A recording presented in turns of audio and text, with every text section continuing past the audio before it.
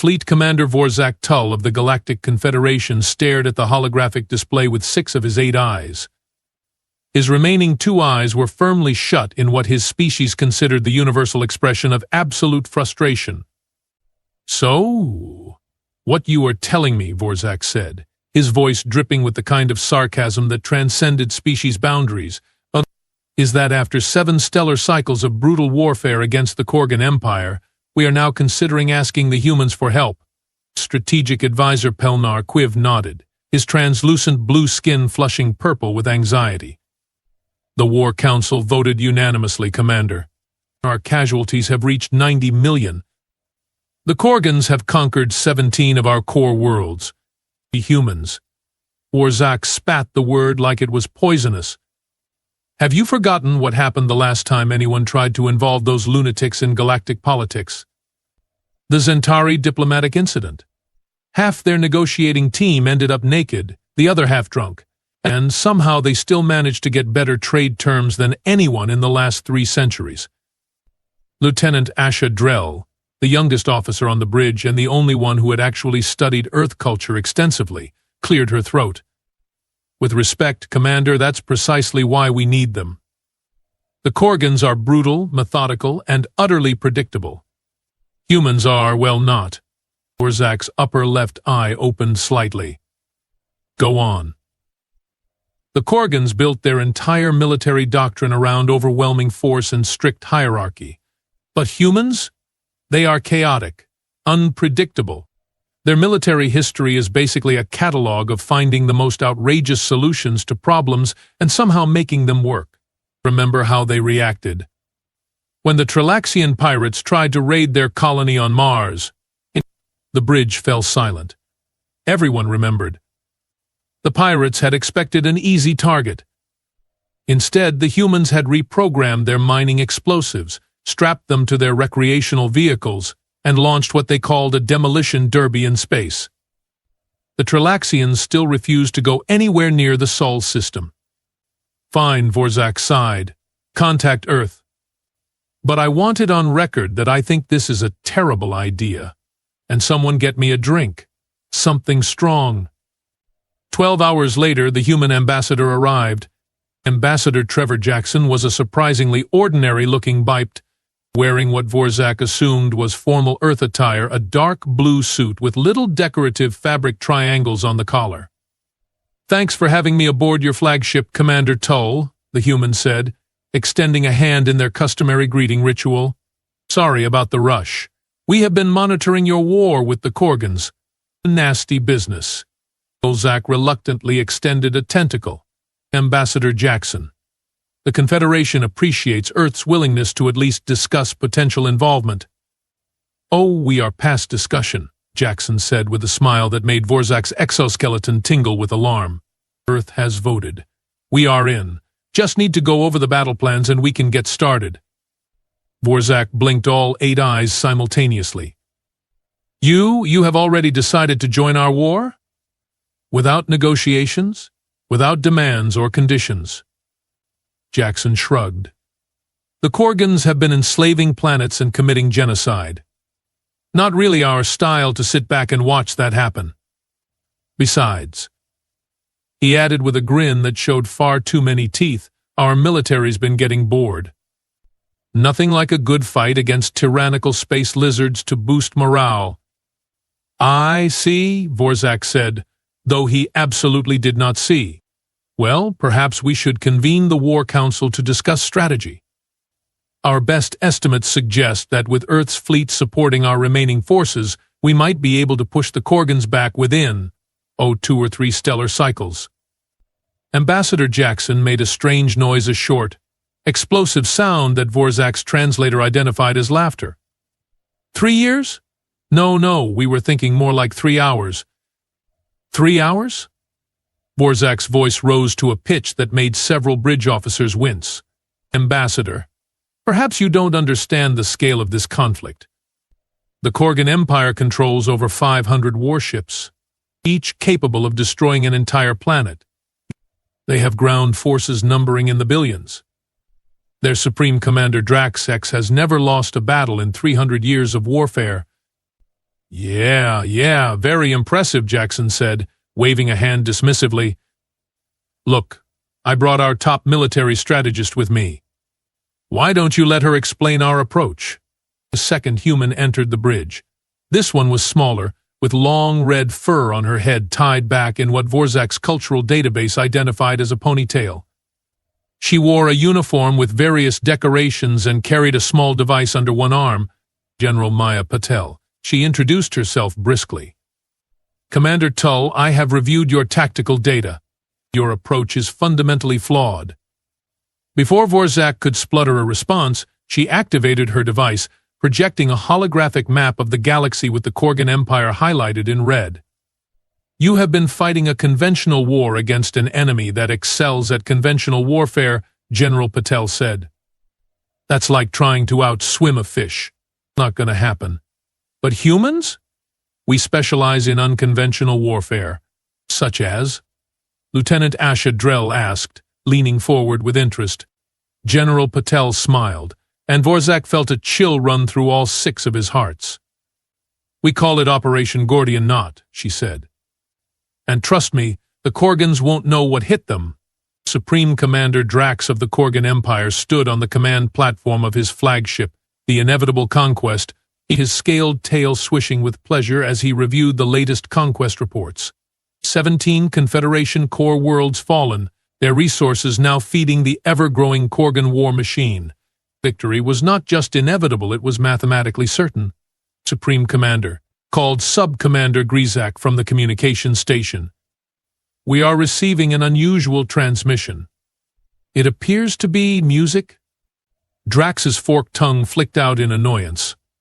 Music? From whom? Unknown, sir.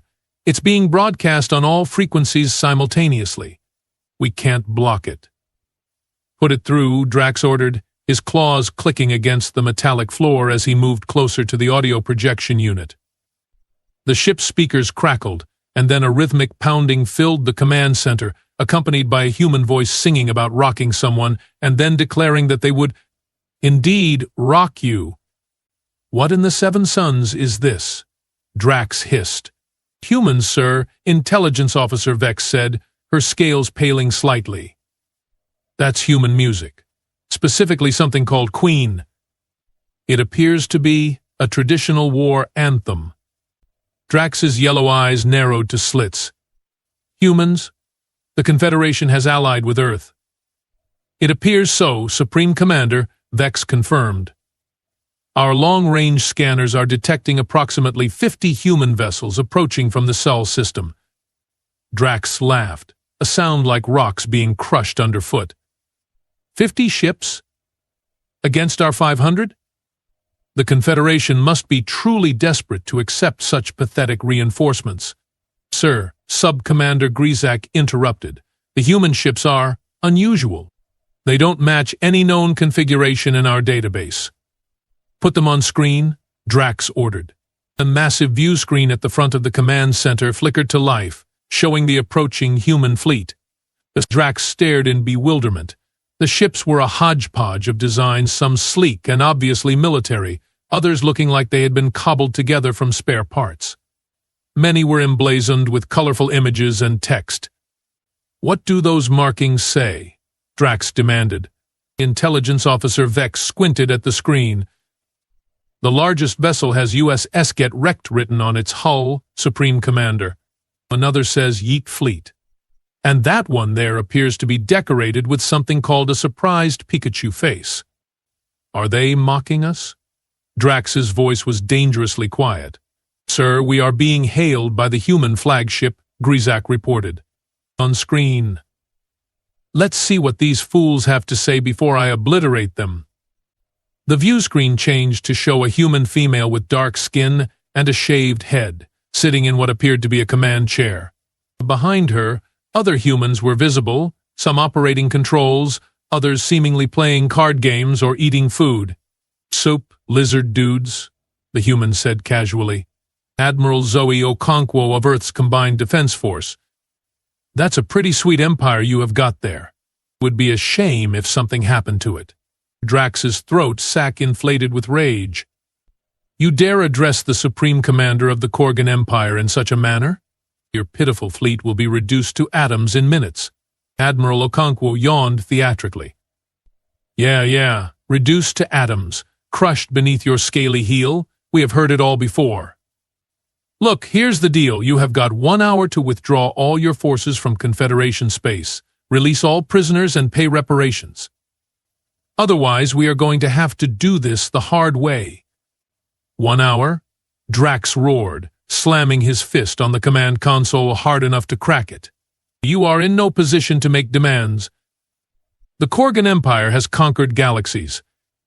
Our military might is unmatched in the universe. Aha, Admiral Okonkwo said, popping something into her mouth and chewing. Oh, these are good, she commented to someone off-screen. Try the spicy ones. She turned back to Drax. Sorry, snack break. Where were we? Oh, right. You were monologuing about your big bad empire. Very impressive. Truly. Enough. Drax snarled. Prepare all weapons. Target the human flagship. Actually, Admiral Okonkwo said, suddenly serious, I wouldn't do that if I were you. See, while we have been having this lovely chat, we have been implementing what we call Phase 1. Phase 1? Drax repeated, a feeling of unease creeping up his spine. Yep, should be kicking in right about now.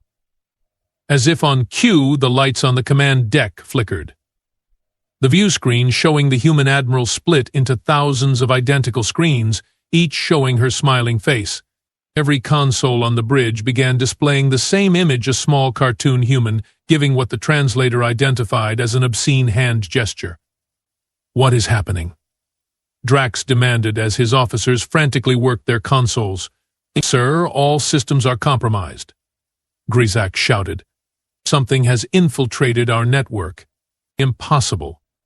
Our cybersecurity is impenetrable. Admiral Okonkwo's laugh came from every speaker on the ship simultaneously. Yeah, about that. Turns out your impenetrable security had more holes than Swiss cheese. Which, by the way, is delicious with crackers. You guys should try it sometime. Oh wait, you won't get the chance because we now control your entire fleet. You are bluffing, Drax hissed. Am I? Hey Benito, show them the thing, Okonkwo called to someone off-screen. A moment later, without any input from the Corgan crew, the inevitable Conquest's massive engines fired, sending the flagship into a slow, perfectly executed spiral. Throughout the fleet, other Corgan vessels began to move in similarly unplanned patterns. What the Drax began. We call it the Space Roomba Protocol, Admiral Okonkwo explained cheerfully. Your ships are now programmed to sweep the sector in nice, neat patterns. Very efficient for cleaning up space dust. Not so great for waging war. Officer Vex looked up from her console, her scales now completely white with terror. Supreme Commander, the humans have somehow introduced a virus into our systems. It's spreading to all our ships, all our bases, even our home-world defenses. How is this possible? Drax demanded. No species has ever breached our security. On the screen, Admiral Okonkwo shrugged. We used a very sophisticated hacking technique. We call it asking nicely. Works every time. What? Your personal assistant, Mykix, super helpful guy, gave us all your passwords. Turns out Scaleless Rule Clause Rule 123 isn't that secure, by the way. Might want to consider something stronger next time. Drax's jaw dropped open in shock. Mykix is a loyal Corgan. He would never betray the Empire. Oh, he didn't think he was betraying anyone, Okonkwo said. Our operative just pretended to be from Corganet, said they needed to update your security protocols. Standard phishing scam. Works on like 80% of humans too, so don't feel too bad. As Drax struggled to comprehend the scale of this disaster, alarms began blaring throughout the ship. Sir, Grizak called out. The virus is accessing our weapons systems. Fleet Commander Vorzak Tull watched in stunned silence as the massive holographic display showed the entire Corgan fleet moving in bizarre patterns, some ships spinning in place, others performing complex geometric maneuvers that served no tactical purpose whatsoever. "What exactly am I looking at?" he finally managed to ask. General Maya Patel stood beside him, calmly eating from a bag of what she had called popcorn. "Phase 1, she explained between bites. "Our cyber warfare division rewrote their operating systems. Right now, every Corgan ship is running on what we call Templios. Temple, OS?" Warzak repeated, completely lost. Inside joke. "Don't worry about it," Patel said. "The important thing is they have lost control of their fleet." Now we move to Phase 2. Ambassador Trevor Jackson, who had been lounging in Vorzak's command chair with his feet up on a console, much to the horror of the bridge crew, checked his timepiece. "Right on schedule. Should be starting in 3, 2, 1. On the display, small objects began appearing near each Corgan vessel, hundreds of them, then thousands, swarming like insects. "What are those?" Lieutenant Asha Drell asked, leaning forward. "We call them party poppers," General Patel said with a grin. "Micro-drones. Each one is about the size of my thumb and packed with a special formula we developed." "A weapon?" Vorzak asked. "In a manner of speaking," Jackson chuckled. "More of a delivery system." On the screen, the tiny drones attached themselves to the hulls of the Corgan ships and began releasing clouds of colorful gas. "Poison gas?" Warzak guessed, his tentacles writhing with discomfort at the thought. The Confederation had strict rules against chemical warfare. Glitter, Patel corrected. Specifically, glitter infused with a genetically engineered variant of catnip that happens to affect Corgan physiology in a very particular way. Warzak stared at her. "Catnip? The earth plant that causes feline species to experience euphoria?" "The very same," Jackson confirmed. "Turns out, after some genetic tweaking, it has a similar effect on Corgans. But stronger. Much stronger." The communications officer's console suddenly lit up. "Commander, we are receiving hundreds of transmissions from Corgan ships." "Put them through," Vorzak ordered, bracing himself for threats or demands. Instead, the bridge was filled with the sounds of purring and laughter. Through the static, Vorzak could make out Corgan voices, but they weren't issuing battle commands or threats. They seemed to be giggling, deggling. "The party poppers release a fine mist that penetrates their environmental systems," General Patel explained. "Within minutes, every Corgan on those ships will be experiencing the equivalent of, well, the best catnip a cat has ever had, completely harmless. But they will be utterly incapacitated for about 6 hours." "You have drugged the entire Corgan fleet?" Vorzak couldn't believe what he was hearing. "Technically, we have introduced them to a recreational substance they didn't know they'd enjoy," Jackson corrected. "We are considering marketing it commercially after the war. We are thinking of calling it Scales Off, or maybe Lizard Wizard." Vorzak's upper right eye twitched. "And this is legal under Earth warfare conventions?" Patel and Jackson exchanged glances. "Well," Jackson said carefully, "our lawyers tell us it falls into a gray area. It's not harmful, so it's not a chemical weapon.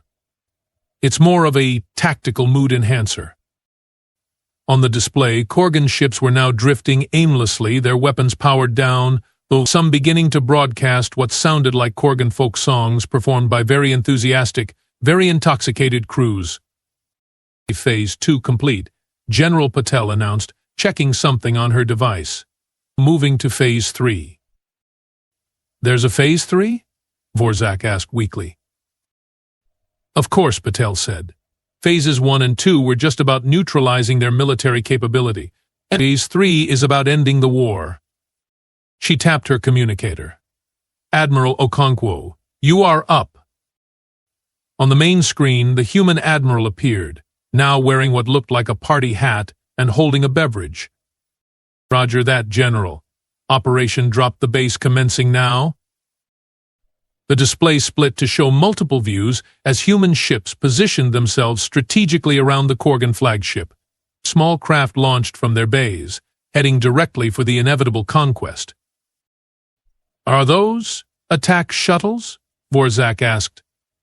EJ booths, Jackson corrected. We are throwing them a party they won't forget.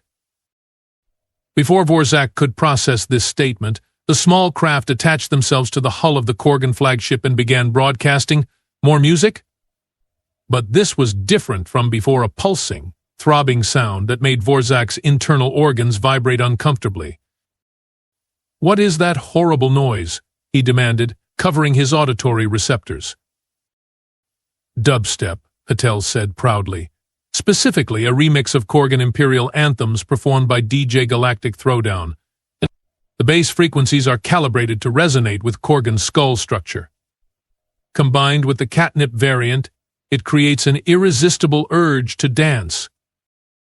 Sure enough, the visual feed from inside the Corgan flagship showed Supreme Commander Drax himself swaying to the music, and his fearsome reptilian features relaxed into an expression of blissful joy as he attempted to perform what Vorzak's cultural database identified as the robot. This is your plan? Vorzak asked incredulously. To make them dance? Part of it, Jackson said. The other part is happening right now. On another section of the display, human ships were surrounding the conquered Confederation worlds. But instead of engaging in orbital bombardment or landing troops, they were dropping packages? Air packages, Patel explained, noting Vorzak's confusion. Food, medical supplies, and about 10 million copies of the Earth Constitution, the Universal Declaration of Human Rights, and selected episodes of Parks and Recreation. Cultural reprogramming, Lieutenant Asha Drell murmured, something like admiration in her voice. You are not just defeating them militarily. You are converting them ideologically. Bingo, Jackson said, pointing finger guns at her. Why spend years fighting an enemy when you can turn them into friends? Or at least confuse neutrals who are too busy binge-watching human sitcoms to continue their galactic conquest. And the final touch, Patel added, as another alert sounded. On the screen, a massive human vessel appeared near the Corgan homeworld. It was unlike any warship Vorzak had ever seen: bright colors, flashing lights, and what appeared to be enormous speakers mounted on its exterior. The HMC's party starter, Jackson announced proudly. Our first interstellar festival ship. Right now it's broadcasting an invitation to every Corgan in the Empire to attend what we are calling Peace Fest 2157, drop war, not bombs. Free admission, free food, free music. We are expecting about 60% of their population to show up. Vorzak sank into the nearest chair, all 8 of his eyes wide with disbelief. You are ending a 7-year galactic war with a party? Patel checked her device again. 2 hours and 17 minutes since we engaged. I think we are ahead of schedule. 3 hours after humans joined the war, East Supreme Commander Drax of the once fearsome Corgan Empire sat across from Fleet Commander Vorzak Tull in the Confederation flagship's conference room.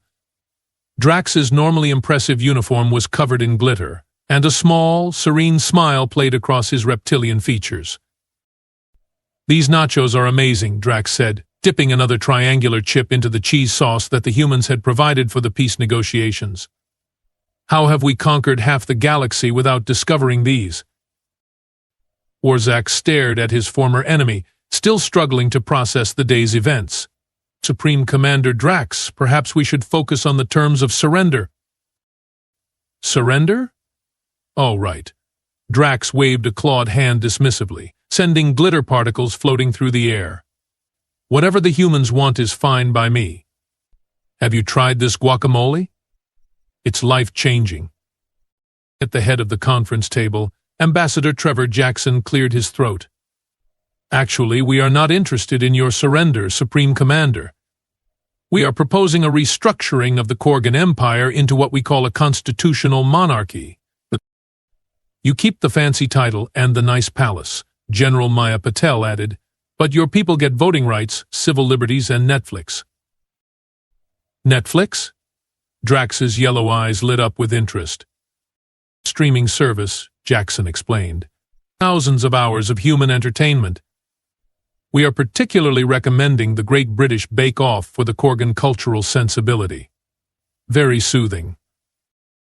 Drax nodded enthusiastically. I accept these terms. When can we get this Netflix? Vorzak slammed a tentacle on the table. This is absurd. The Corgan Empire has devastated our worlds, killed millions of our people, and you are bribing them with snack foods and entertainment? Admiral Zoe Okonkwo, who had joined the negotiations via hologram, shrugged. It works on humans all the time. You'd be amazed what people will agree to after a good party and a Netflix subscription. We have averted 7 potential civil wars on Earth with well-timed taco trucks and streaming service discounts. But what about justice? Vorzak sputtered. Reparations? Oh, we have got that covered, Patel assured him. Part of the agreement is that the Corgan Empire will dedicate 20% of its industrial capacity to rebuilding Confederation worlds, and they will be sending their top scientists to help develop medical treatments for the war wounded. Drax nodded again. Seems fair. We have also drafted plans to convert 70% of our warships into what the humans call cruise liners, for tourism. Admiral Okonkwo assures me it's very profitable. Vorzak looked from the glitter-covered Corgan Supreme Commander to the relaxed humans and back again. So that's it? 7 years of brutal warfare, ended in 3 hours with dance music and snacks? Don't forget the catnip variant, Jackson added helpfully. That was key. Speaking of which, Drax said, his voice dropping to a conspiratorial whisper, is there any more of that available? For, ceremonial purposes, of course.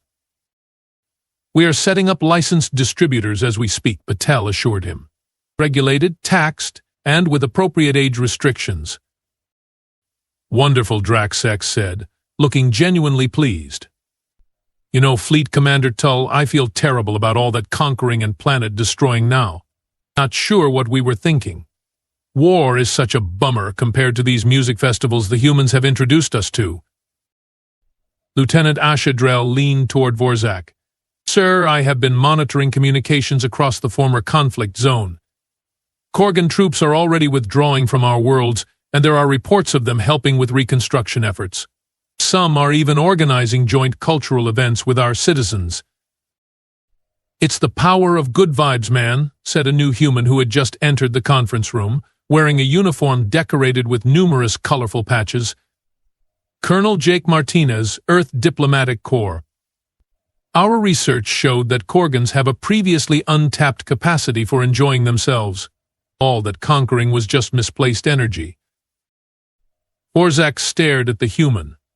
You are telling me that the fearsome Corgan Empire, terror of the galaxy for centuries, just needed to have fun? Pretty much, Martinez confirmed. Cultural analysis suggested they evolved from pack hunters with strong communal bonds. Somewhere along the way, they channeled that into military expansion instead of collaborative recreation. We just reminded them of what they were missing. Admiral Okonkwo's hologram nodded. Same thing happened on Earth with the Viking cultures. Super warlike until they discovered trade was more profitable and less likely to get them killed. Now Scandinavia is all about furniture design and social welfare. I still don't understand, Vorzak said, his tentacles twisting in confusion. How did you know this would work? What if the Corgans had been immune to your catnip variant? What if they had shot down your DJ booths before they could deploy? The humans exchanged knowing glances. We had a plan B, General Patel admitted, and a plan C through Z, actually. Humans are very good at backup plans. What was plan B? Vorzak couldn't help asking. Ever heard of something called a flash mob? Jackson asked with a mysterious smile. Before Vorzak could respond, a cheer went up from the conference room view screen, which was showing a live feed from the Corgan homeworld. The HMC's party starter had begun its show, and millions of Corgans were gathered in the capital city's main square, dancing to human music, wearing colorful clothing, and waving glow sticks. Is that Supreme Commander Drax's mate leading the conga line? Lieutenant Drell asked, pointing to the screen. Drax leaned forward, squinting.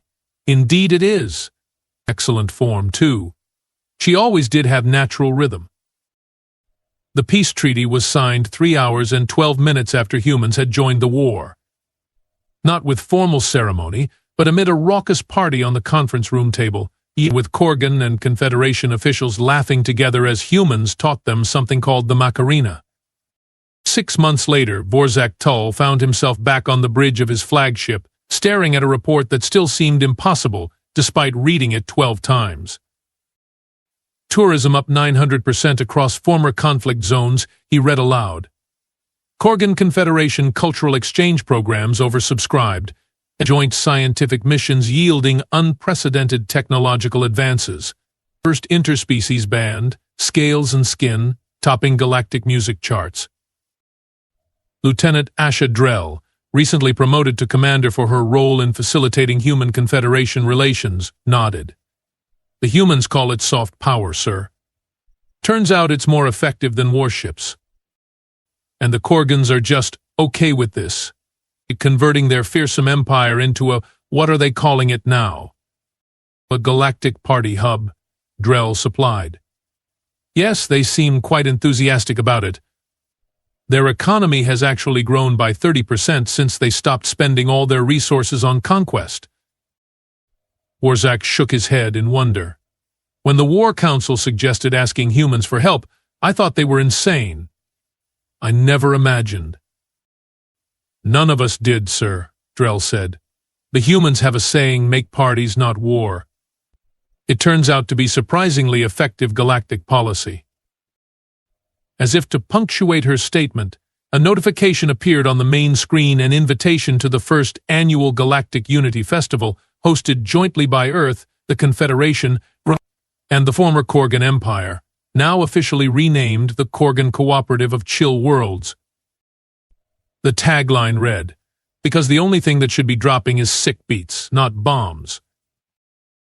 Vorzak found himself doing something he'd rarely done in 7 years of warfare, laughing. A full, hearty laugh that used all 3 of his respiratory chambers. Perhaps the humans had been right all along. The war was overrated. The parties, on the other hand, those might just save the galaxy.